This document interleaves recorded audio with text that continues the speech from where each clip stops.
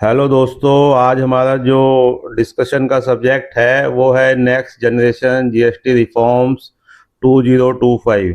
आप सबको पता है कि प्रधानमंत्री जी ने 15 अगस्त 2025 को जो लाल किले से देश के नाम संबोधन किया था, उसमें एक बहुत अच्छी अनाउंसमेंट की थी और देशवासियों के अंदर एक फील गुड फैक्टर उत्पन्न हुआ। वो खबर सुन के उन्होंने बताया था कि जीएसटी की दरें उनको काफ़ी नीचे लाया जाएगा और उससे एक आम आदमी को बहुत रिलीफ मिलेगा। और जब से ये प्रधानमंत्री जी ने घोषणा की है कि जीएसटी की दरें नीचे आएंगी, तब से सभी देशवासियों में ये जिज्ञासा उत्पन्न हो गई है कि जीएसटी की दरें कितनी नीचे आएंगी और उन्हें कितना लाभ मिलेगा। परंतु ये तो अब कंफर्म हो गया है कि जीएसटी की दरें, जैसा कि खबरें आ रही हैं, नीचे आनी ही आनी है। और इस विषय में खबरें आ रही हैं कि जो मुख्य दरें होंगी जीएसटी की, वो 18 और 5% वाली होंगी। जो 28% का स्लैब है वो गवर्नमेंट ख़त्म करने जा रही है। तो इसलिए इलेक्ट्रॉनिक्स आइटम, कारें और जो दैनिक ज़रूरतों की सामान है, डेली यूज़ आइटम है, उनके प्राइसेस, उनके दाम काफ़ी नीचे आने वाले हैं।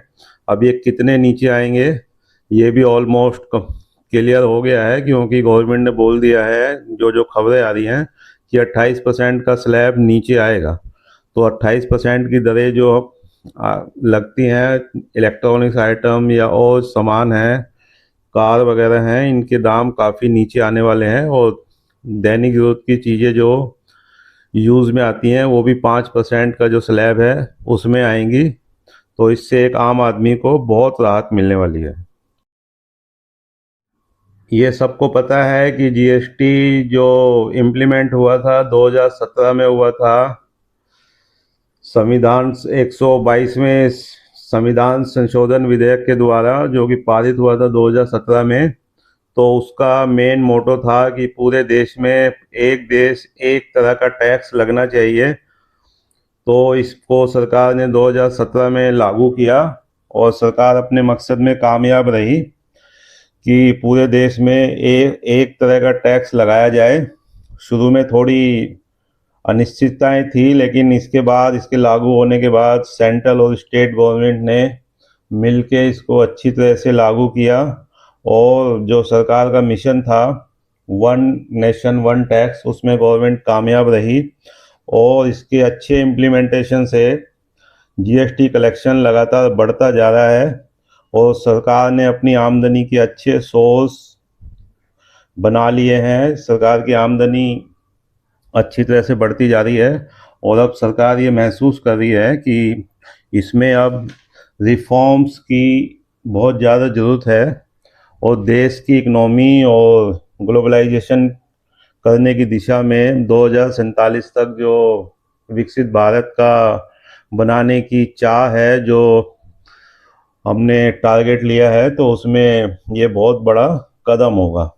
जीएसटी कट से तो नेचुरली इकोनॉमी को बूस्ट मिलेगा ही मिलेगा और इससे प्रोडक्ट की कॉस्ट, डायरेक्ट कॉस्ट बहुत कम होगी और इसका बहुत एक दूरगामी परिणाम होगा, क्योंकि जैसी वस्तुओं के दाम कम होंगे, लोगों के पास पैसा बचना शुरू होगा और वो जो पैसा बचेगा वो किसी और चीज़ में लगाएंगे। जब से जीएसटी इम्प्लीमेंट हुआ है 2017 से, तो स्टेट्स गवर्नमेंट और सेंट्रल गवर्नमेंट के बीच में एक बहुत अच्छा तालमेल रहा है। कहीं से भी स्टेट गवर्नमेंट की तरफ से ज़्यादा दिक्कतों की कंप्लेंट्स वगैरह जैसा सुनने में नहीं आई। और अब इसका फ़ायदा ये हुआ है कि जीएसटी कम जो कलेक्शन था वो ऑलमोस्ट डबल हो चुका है। जो 2021 में जीएसटी कलेक्शन 11.37 लाख करोड़ था, वो 2025 में बढ़ के 22.08 लाख करोड़ हो गया है। तो इसका मतलब ये है कि गवर्नमेंट की आमदनी लगातार बढ़ती जा रही है और इसका इम्प्लीमेंटेशन जो है सक्सेसफुल हो गया है। अराउंड, अभी इसको कलेक्ट, इसकी गणना करें तो मंथली कलेक्शन जीएसटी का 1.84 लाख करोड़ पर मंथ आ रहा है FY 2025 में। इसीलिए चाहती है कि गवर्नमेंट अब इसमें रिफॉर्म्स किए जाएं और इसका फ़ायदा कंज्यूमर्स को दिया जाए और इकोनॉमी को और कॉम्पिटिटिव बनाया जाए। अब देखिए जीएसटी रिफॉर्म्स की गवर्नमेंट को क्यों आवश्यकता महसूस हुई। जीएसटी रिफॉर्म्स की आवश्यकता इसलिए है कि अभी हमारे देश में जो जीएसटी में कई स्लैब हैं जिसकी प्रैक्टिकल डिफ़िकल्टीज आती हैं, मल्टीपल इनडायरेक्ट टैक्सेस हैं और स्लैब को रैशनलाइजेशन करना है। स्लैब का रैशनलाइजेशन मतलब कम से कम टैक्स के स्लैब हों जिससे पब्लिक को समझने में आसानी हो और जो बिजनेसमैन हैं उनको इसको सक्सेसफुली जो इसके बिल्स वगैरह पे करने हैं इनको करने में आसानी हो। तो इसका रैशनलाइजेशन बहुत ज़रूरी था। सरकार को इसकी आवश्यकता पड़ी और उन्होंने इसका डिक्लेरेशन किया है और कंज्यूमर फ्रेंडली होंगे ये मूव जो होगा, tax structure more efficient and consumer friendly होगा। और तीसरा, प्रधानमंत्री जी ने जो बोला है दिवाली गिफ्ट होगा, इसका मेन मकसद है कि ease the tax burden and boosting consumption, मतलब टैक्स बर्डन को कम करना है और कंजम्पशन को बूस्ट करना है, specially middle class house hold. जो मिडिल क्लास हाउस होल्ड है उसकी पावर को बढ़ाना है, उसकी जो कंजम्पशन है वो ज़्यादा कंज्यूम करें चीज़ें, मार्केट में ज़्यादा खर्च करे, वो तभी कर पाएगा जब उसके पास पैसा होगा। तो प्रधानमंत्री जी का ये स्टेप जो उन्होंने डिक्लेयर किया है ये बहुत ही एक सकारात्मक पहल है सरकार की। अब इसका कब से इम्प्लीमेंट होगा देखते हैं। अभी आप सभी को पता है अभी 4 मेन स्लैब हैं, वैसे तो 5 हैं, जीरो को हम लेते ही नहीं। तो जो करंट जीएसटी स्लैब हैं 4 हैं, 5%, 12%, 18% और 28%। और ये ही 4 स्लैब ऑलमोस्ट सारी सेवाओं पर, गुड्स एंड सर्विसेज पर पूरे देश में लागू हैं। अब गवर्नमेंट प्लान कर रही है कि इन 4 टैक्स स्लैब की जगह सिर्फ 2 टैक्स स्लैब हों, एक 5% और एक 18%। एक इसका तीसरा भी बना सकती है कि 40% वो लग्जरी आइटम्स के लिए, सिन गुड्स जैसे तम्बाकू, सिगरेट या नॉन इसेंशियल कंजम्पशन वाले आइटम हैं, उनके ऊपर गवर्नमेंट हायर टैक्स स्लैब लगा सकती है 40% का। लेकिन जो डेली कंजम्पशन की चीज़ें हैं या डेली यूज़ की चीज़ें हैं उन पे मेनली 5% और 18% टैक्सेस ही लगेगा, जीएसटी लगेगा। और संभावना है कि nearly 90% of item currently at 28% to shift down to 18%। मतलब जो 28% टैक्स स्लैब जिन आइटम पे लग रहा है आज की डेट में, उनमें से 90% आइटम 18% के स्लैब में लाई जाएंगी। मेनली इसमें इलेक्ट्रॉनिक्स आइटम होती हैं, कार हो गई, कंप्यूटर वगैरह हो गए, टीवी, फ्रिज, ये सब 28% की जीएसटी रेट में आते हैं अभी। इन सब को गवर्नमेंट का प्लान है कि 18% जीएसटी स्लैब में लाया जाएगा और 99% of item in the 12% slab to move to 5% including daily essentials and small FMCG सैचे। तो मतलब जो 12% के स्लैब में अभी आइटम हैं उनमें से ऑलमोस्ट 99% को गवर्नमेंट प्लान कर रही है कि वो 5% के स्लैब में आएंगी। इनसे नेचुरली बहुत बड़ा रिलीफ मिलेगा मिडिल क्लास को नहीं, सभी पूरी जो सिटीजन्स हैं, पूरे देशवासी हैं, सभी को इसमें बहुत अच्छा रिलीफ मिलने वाला है। एक बार देख लेते हैं मोटा मोटा कौन सी चीज़ें सस्ती होंगी। तो items on which GST rate is to be curtailed from 28% to 18% कौन कौन सी होंगी। Electronics item, air conditioner, TV, fridge, refrigerator, washing machine, cement, car में कुछ लिमिट हो जाएगी। जो थोड़ी महंगी कारें हैं उन पे शायद कम करे गवर्नमेंट, लेकिन कारों पे नेचुरली जो छोटी कारें हैं, मिडिल क्लास वाली कारें हैं, उन पे ज़रूर 18% होगा। टू व्हीलर्स, बाइक वगैरह, स्कूटर जो हैं, इन पे 18% जीएसटी लगेगा।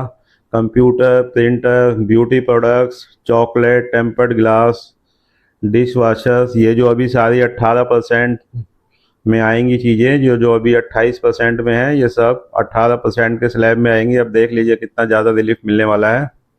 ऑलमोस्ट 90% प्रोडक्ट, मैंने आपको बताया अभी पहले, 90% प्रोडक्ट जो हैं वो 28% वाले वो 18% में आएंगे। इसलिए एक सिग्निफिकेंट रिडक्शन होगा कॉस्ट में। ऐसे ही जो अभी 12% में आ रही हैं वो सारी चीज़ें 15% में आएंगी, ऑलमोस्ट 99%। ये आइटम देख लेते हैं। शॉप हो गई, टूथपेस्ट हो गया, टूथ और स्नैक्स हो गए, frozen vegetable, cold drink, dry fruit, pressure cooker, geyser, life saving machine, vaccines, machinery used in agriculture, solar water heater, shoes, clothes above 1000 rupees जो होते हैं, ये सब 5% के स्लैब में आएंगे। तो ऑलमोस्ट 99% आइटम जो अभी 12% के स्लैब में है वो 5% में आएंगी, और इससे एक सिग्निफिकेंट रिडक्शन होगा कॉस्ट में, और इट विल बूस्ट कंजम्पशन और एवरेज कंज्यूमर के लिए चीज़ों को मोर अफोर्डेबल बनाया जाएगा। इससे जब चीज़ों का रेट कम होगा, चीपर होंगी, सस्ती होंगी, तो नेचुरली कंज्यूमर फ्रेंडली रेट्स होंगे, तो उससे बहुत राहत मिलेगी। अब गवर्नमेंट एक स्लैब और बनाना चाहती है 40% वाला, जिसमें सिन गुड्स आते हैं जैसे तंबाकू, गुटखा, सिगरेट या नॉन इसेंशियल कंजम्पशन जो होती है, सरकार उसको रिस्ट्रिक्ट करना चाहती है ताकि कम करें यूज़, उसको महंगा करके उसको 40% के दायरे में उसको लाना चाहती है। तो एक स्लैब 40% का भी पॉसिबल है, हो जाए। उसमें ये सिन गुड्स आएंगे सारे, और लग्जरी आइटम भी इसमें रखी जाएंगी। जो सुपर वीवीआईपी आइटम्स होती हैं, जो बहुत महंगी आइटम्स होती हैं, सरकार उन पे भी 40% का स्लैब लगाएगी, ये पॉसिबिलिटी है। और सबसे मोस्ट इम्पोर्टेंट है good and services on petrol and diesel. अभी तक ये जो पेट्रोल और डीजल है ये इसके एम्बिट से बाहर है। स्टेट गवर्नमेंट अपना वैट वगैरह लगाती हैं, कुछ सेंट्रल गवर्नमेंट लगाती है, कुछ स्टेट गवर्नमेंट लगाती है, लेकिन अभी तक ये इसकी पैरिटी नहीं है रेट्स के ऊपर। जो डीजल पेट्रोल दिल्ली में कुछ रेट मिलेगा, पंजाब में कुछ मिलेगा, राजस्थान में कुछ मिलेगा, क्योंकि state government are free to impose their own taxes on petrol diesel, क्योंकि ये कंजम्पशन का से गवर्नमेंट की और सेंट्रल और स्टेट गवर्नमेंट की रिवेन्यू का एक बहुत बड़ा सोर्स होता है। तो अभी तक स्टेट गवर्नमेंट फ्री है इसके ऊपर अपना एडिशनल टैक्स लगाने के लिए। तो अभी तक तो कोई खबर आई नहीं है कि ऐसे सुनने में नहीं आया है कि गवर्नमेंट इसको जीएसटी के दायरे में लाए अभी, लेकिन मोस्ट प्रोबेबली है कि अगर वन नेशन वन टैक्स करना है तो इसको भी लाना पड़ेगा। और क्या पता गवर्नमेंट इसके लिए एक अलग स्लैब बना दे, शायद 40% का ही रख दे इसके लिए भी, और इम्पोर्ट ड्यूटी बना के, इम्पोर्ट ड्यूटी जो बढ़ा के जो रिवेन्यू लॉस होगा उसको कवर कर ले गवर्नमेंट। तो मोस्ट प्रोबेबली उससे क्या होगा कि वन नेशन वन टैक्स होगा, कहीं भी पेट्रोल डीजल का रेट पूरे इंडिया में एक जैसा होगा। गवर्नमेंट का ये मकसद तो है ही है, वन नेशन वन टैक्स, तो शायद पेट्रोल डीजल भी इसके दायरे में आ जाए, परंतु अभी तक कोई ऐसी सुनने में आया नहीं है कि सेंट्रल गवर्नमेंट इसको भी जीएसटी के दायरे में ला रही है जो बाकी आइटम है। लेकिन गवर्नमेंट का जो मंशा है कि वन नेशन वन टैक्स, उसके तहत तो इसको भी एक स्लैब मिलेगा, और मोस्ट प्रोबेबली 40% वाले मिलेगा, और बाकी जो रिवेन्यू रहेगा जिसका लॉस होगा उसको सेंट्रल गवर्नमेंट शायद इंपोर्ट ड्यूटी को हाइक करके इसका बैलेंस रिकवर कर ले। और नेक्स्ट है जिन पे टैक्स फ्री करना चाहती है गवर्नमेंट, जो बहुत ही ज़्यादा इसेंशियल आइटम है। उसमें काफ़ी सारे फूड आइटम्स हैं, मेडिसिन है, बहुत ज़रूरी दवाइयाँ हैं, और एजुकेशन है, और सबसे ज़्यादा इंश्योरेंस प्रीमियम। इंश्योरेंस प्रीमियम अभी भी बहुत लोग नहीं लेते हैं, और सरकार चाहती है कि सभी लोग कवर्ड हो इंश्योरेंस से, हर हर सिटीजन की लाइफ कवर होनी चाहिए। तो अभी इसके ऊपर जीएसटी लगता है, तो गवर्नमेंट या तो इसको 5% पे लाएगी या फिर इसको जीएसटी फ्री करेगी, ताकि इसको ज़्यादा से ज़्यादा इसका दायरा बढ़ा सके सरकार, क्योंकि इंश्योरेंस कवर करना बहुत बड़ी जिम्मेदारी है सरकार की अभी, क्योंकि इस पर टैक्स लगता है जीएसटी, शायद 18% है इसके ऊपर अभी। तो इसको कम करेगी या 5% में लाएगी गवर्नमेंट, या इसको जीरो करेगी। जीरो करेगी तो थोड़ा ल्यूक्रेटिव होगा प्रीमियम, प्रीमियम लुक्रेटिव होगा तो इसकी तरफ आकर्षित होंगे, प्रीमियम कम होगा तो नेचुरली इसका दायरा बढ़ेगा, कंपनियां और ज़्यादा सशक्त होंगी। तो मुझे तो लगता है कि शायद इंश्योरेंस प्रीमियम पे जीएसटी जीरो ही होगा, या 5 भी हो सकता है, लेकिन 18 नहीं होगा। जो 18% का अभी स्लैब है वो नहीं होगा। अभी तक तो हमने देखा जो उसमें ये है कि जीएसटी कितना कम होगा इन टर्म्स ऑफ परसेंटेज। आप इसको एक्चुअली रियलाइज़ करेंगे किसी एग्जांपल से तो देखते हैं कितना इसमें फ़र्क आएगा। मान लेते हैं कोई एक डोमेस्टिक आइटम है, वो कोई 10,000 रुपये की एक आदमी खरीदता है और उस पर अभी 12% जीएसटी है, तो कॉस्ट ऑफ आइटम हो गया 10,000 और जीएसटी 12% के हिसाब से लगेगा तो 1,200 रुपये इसके ऊपर जीएसटी हो गया, तो टोटल कॉस्ट हो गई इसकी 11,200। अब इसको जो 99% आइटम है इसमें 5% में लानी है, तो नया जीएसटी जो 5% के हिसाब से लगेगा तो 500 रुपये इस पर जीएसटी देना पड़ेगा। पहले 1,200 देना पड़ता था, अब 500 देना पड़ेगा, तो नेट सेविंग उसकी हो जाएगी 700 रुपये। तो 700 रुपये एक 10,000 की आइटम लेने में एक अच्छी सेविंग मानी जा सकती है। और ऐसी अगर मान लो कोई मूवेबल आइटम लेता है, कोई मान लो कोई कार खरीदता है, तो उसके ऊपर अभी मान लो 6 लाख उसका एक्स शोरूम प्राइस है, तो 6 लाख हो गया और अभी उसके ऊपर 28% जीएसटी लगता है और 1% सेस लगता है, तो ये 29% इस मिला के हो गया 1,74,000 रुपये एडिशनल देना पड़ता है टैक्स के हिसाब से। तो टोटल उसको आज की डेट में कोई अगर 6 लाख की कार है तो टैक्स मिला के 7,74,000 रुपये की उसको पड़ती है। और जब ये नया जीएसटी स्लैब आएगा 18% का, तो 18% 6 लाख पे हो जाएगा 1,08,000 रुपये, तो टोटल कॉस्ट उसकी बन जाएगी कार की 7,08,000 रुपये। तो इस तरह से पहले उसको देना पड़ता था 7,74,000 रुपये और अब उसको देना पड़ता है 7,08,000 रुपीज़। तो देखेंगे कितनी बड़ी सेविंग है, 66,000 रुपीज़ की सेविंग है। तो ये एक कोई मूवेबल आइटम कार जैसे कोई खरीदेगा तो उसमें एक अच्छी सेविंग होने वाली है। अब ऐसा देखते हैं कि मान लो अगर चलो कार नहीं खरीदता, कार तो रोज रोज नहीं खरीदते हैं लोग, लेकिन डोमेस्टिक आइटम तो खरीदते रहते हैं, कभी दिवाली पे, कभी होली पे, कभी कुछ ख़राब हो गया घर में, फ्रिज, रेफ्रिजरेटर, टीवी या और डोमेस्टिक आइटम, तो उसमें देखते हैं कि कोई 10,000 रुपये ले रहा है तो उसको 700 रुपये सीधा सेविंग हो रही है। अगर किसी को 700 रुपये सेविंग होगी तो 700 रुपये को कहीं और खर्च करेगा, क्लॉथ्स खरीदेगा, रेस्टोरेंट में खरीदेगा, फ़ोन खरीदा होगा उसकी ईएमआई दे देगा, मान लो ईएमआई पे फ़ोन लेता है, तो उसके दूसरे बजट में आसानी मिलेगी जो दूसरे खर्चे हैं उसको मैनेज करने में। तो ऐसे ही अगर दूसरी जगह कोई एक चीज़ का पैसा बच के दूसरी जगह लगेगा तो नेचुरली उससे डिमांड, कंजम्पशन बढ़ेगी, कंजम्पशन बढ़ेगी तो डिमांड बढ़ेगी, और डिमांड बढ़ेगी तो इसके प्रोडक्शन इंक्रीज़ होगा। डिमांड बढ़ेगी तो नेचुरली कंपनियों को प्रोडक्शन बढ़ाना पड़ेगा, और जब प्रोडक्शन बढ़ेगी तो प्रोडक्शन बढ़ाने के लिए उसमें मैन पावर की ज़रूरत पड़ेगी। मैन पावर बढ़ेगी तो इसका मतलब नई जॉब्स क्रिएट होंगी।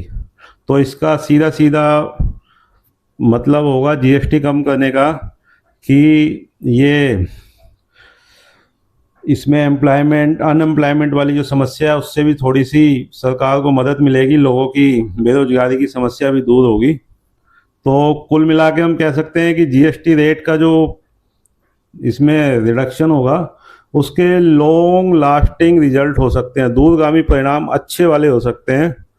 हालांकि इनिशियल स्टेज पे सरकार को रिवेन्यू लॉस होगा, लेकिन जो कंजम्पशन बढ़ेगी उसके माध्यम से सरकार अपने रिवेन्यू लॉस को कवर कर पाएगी, ऐसा नहीं है। अब ये जो सरकार ने डिसीजन अनाउंस किया है, अभी जब इसका इम्प्लीमेंटेशन होगा तो इसके अच्छे परिणाम निकलेंगे जैसा हम लोगों को लगता है। पहला होगा कि कन्फ्यूज़न में रिडक्शन होगा, कन्फ्यूज़न दूर होंगी क्योंकि टैक्स स्लैब कम हो जाएंगे, तो जनता को पता होगा किस आइटम पे कितना लगता है। अभी भी पता होता है लेकिन कई आइटम ऐसी होती हैं नहीं पता होता, तो इससे प्लानिंग और ऑपरेशन अच्छा होगा। और सेकंड है ease of doing business, it will improve the ease of doing business, specially benefiting micro, small and medium enterprises by reducing administrative burdens। मतलब सिंप्लीफाई हो जाएगा टैक्स स्ट्रक्चर कंपनियों के लिए तो इनका naturally ease of doing business होगा, आसानी होगी बिजनेस करने में। और वाइडर टैक्स बेस, इससे क्या होगा, मोर ट्रांसपेरेंट सिस्टम होगा, लोगों को पार्टिसिपेशन करने में और कंप्लायंस करने में आसानी होगी।